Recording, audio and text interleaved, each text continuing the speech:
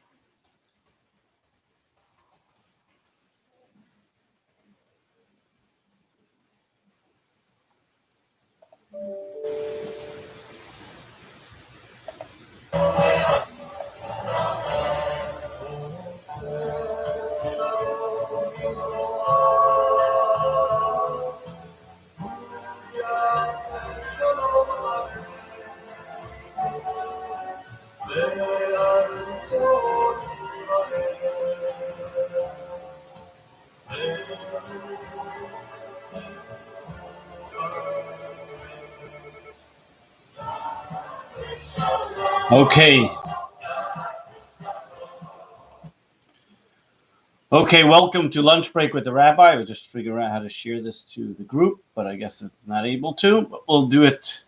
We'll get to it. Okay, welcome to another day of Lunch Break with the Rabbi. Today is Thursday at October 22nd, getting ready to the Torah reading of Noach.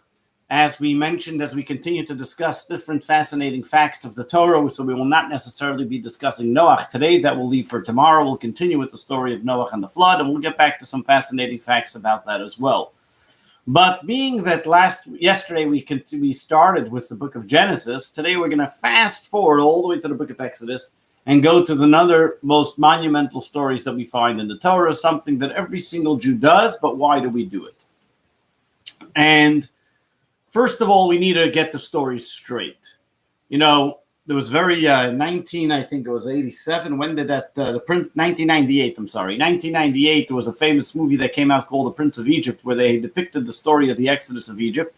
And over there, they put Moses and his family as they were slaves in Egypt. That happened to be actually, just a little myth buster here, that Moses' family were not slaves. The only ones that were slaves in the land of Egypt were the people of the only ones that were not slaves, I should say, were the Levite family, as they did not succumb to Pharaoh's decrees of working hard in Egypt because they were the ones that were studying Torah. They never voluntarily drafted themselves, where at first that's the way Pharaoh got the Jewish people to join them, and therefore they were never slaves. But let's go into the story of Egypt just a moment, something that we all know about and we all do, and let's find out why we do it. Many things in this world, if I were to ask you, what does plastic, penicillin, pacemakers all have in common, besides for that they all start with the same letter P?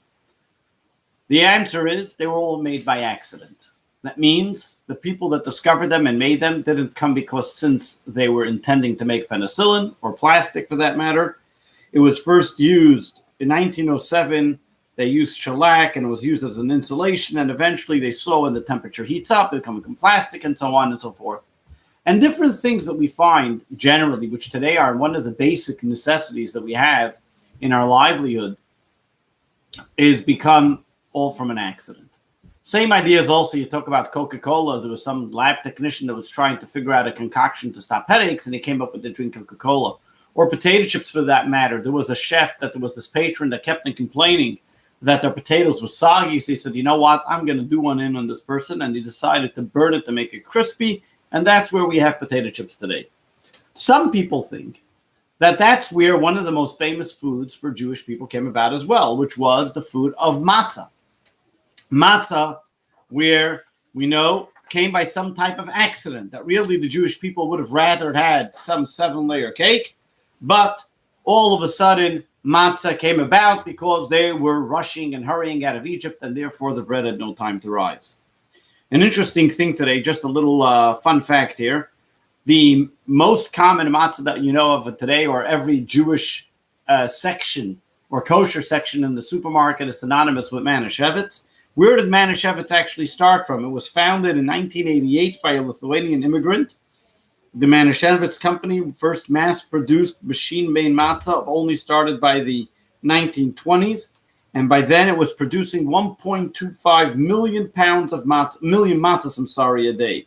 And what was their slogan? Mano Manischewitz.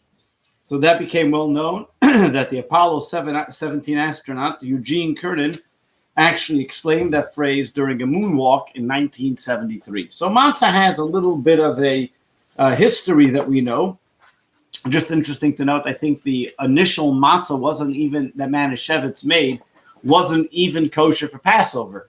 They were making it, and a lot of the cotton farmers in Ohio that were traveling long distance to the south needed a bread that would last for a while, so they had the matzah that they used to be able to take with them.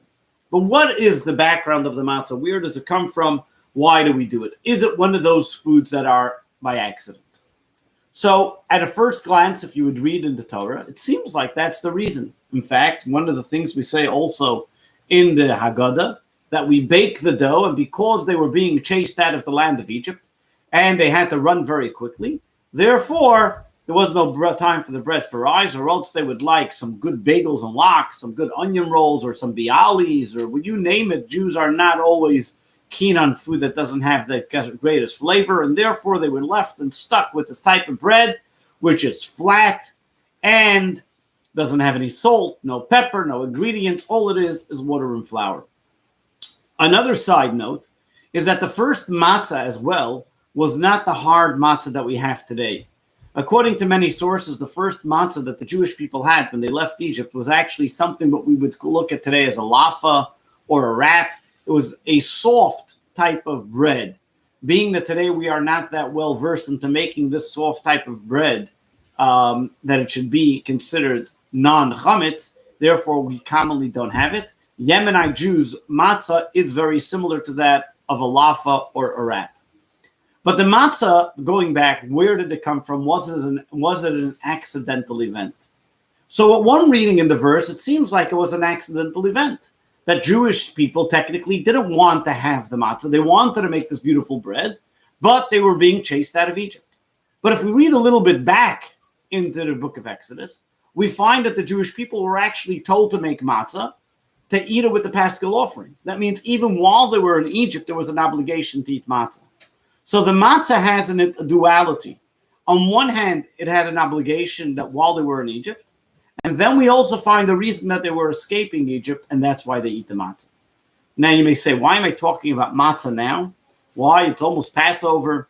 It's not Passover for another 5 months. We just finished one holiday. Why am I talking about matzah for? So, number one, next week's Torah reading talks about matzah, but that's a side note. And as we mentioned, we're talking about fascinating facts in Judaism, not necessarily applicable to any time, day, or age. Judaism, Torah is always good to learn at any time. But it's, as we mentioned in the beginning of this track, that every single episode and event in the Torah is a lesson for us in our life. And one of the most important lessons, especially now and every time, is the Matzah lesson. The matzah that the Jewish people were told to eat while they were in Egypt was flat with no ingredients. But at the same time, it was the matzah that they ate before they left Egypt, and because of that, they merited that God should come and take them out of Egypt. As well, it's the matzahs they kept on carrying with them as they were traveling along. What was the reason for the two of them? How did the two of them connect with one another? Matzah, by definition, is no ingredients to it. There's no flavor to it. It's only flour and water, the basics.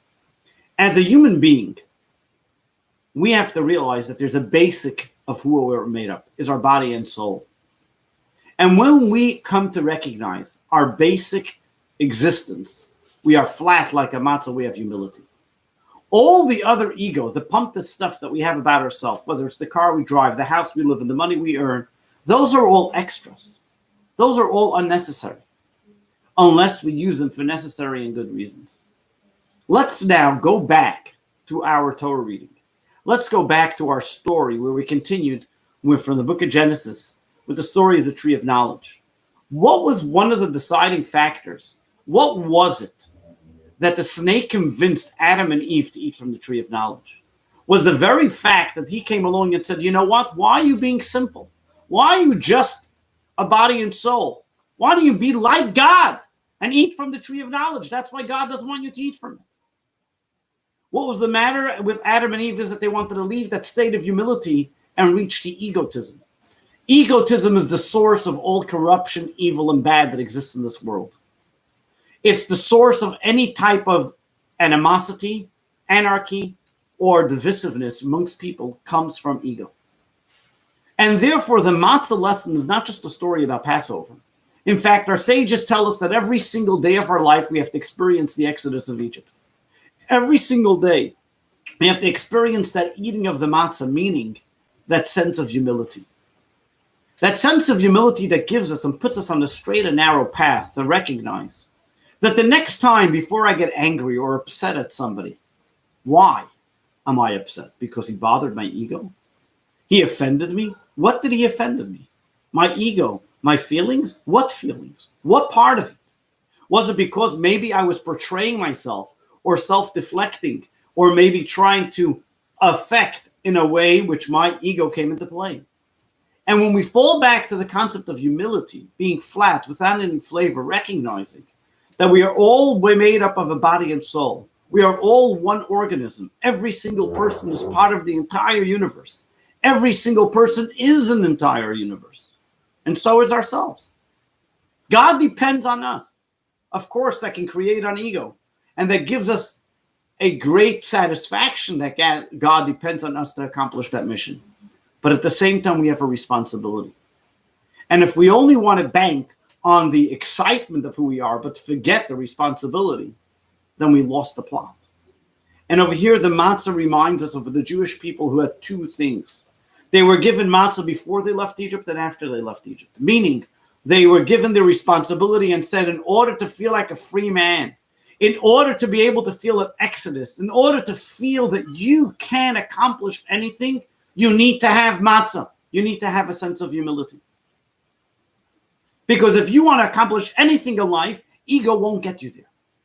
It's going to disrupt it, divisive, and going to destroy it because of somewhere along the way, somebody's going to deflate your ego and tell you can't do it. But if you have a sense of humility, you will stay on core to the mission, but even more so. And here's the key. The only way you can really feel like a free person is if you are humble. A person with ego continuously looks, what is that person going to say? What's that person going to say? What show do I have to make? How do people going to express? How am I going to translate what I did? Well, how am I going to do it? You're always a slave to society. You're always going to be bound to the people around you. You're always going to worry and therefore not be able to be yourself. You're not going to have the true freedom. True freedom only comes from humility. True freedom comes from a sense of absolute disregard of ego. Recognizing that what you truly are is a body and soul and here in this world to fulfill God's mission. Only then can we truly experience freedom. So to my dear friends, we live in a free country. We have the expression of freedom. We have the ability to express how we want and what we want and where we want. What we need now is just a little dose of humility. Recognizing to stay on task, stay on mission, and then you'll truly experience freedom. God bless you. Have a wonderful day. Tomorrow we join together as we study and we reach deep into the Torah reading of Noach, reading about who Noach was, what did Noach do, why he wanted to accomplish it. It's not going to be at 1 o'clock. It'll be a little later and on in the day, but I look forward to talking to you tomorrow about the story of Noach and the flood and the rainbow that God promises the Jewish people, the people of humanity, that never again will a flood occur. God bless you. Have a great day. Enjoy the humility and experience a body and soul enlightenment. God bless.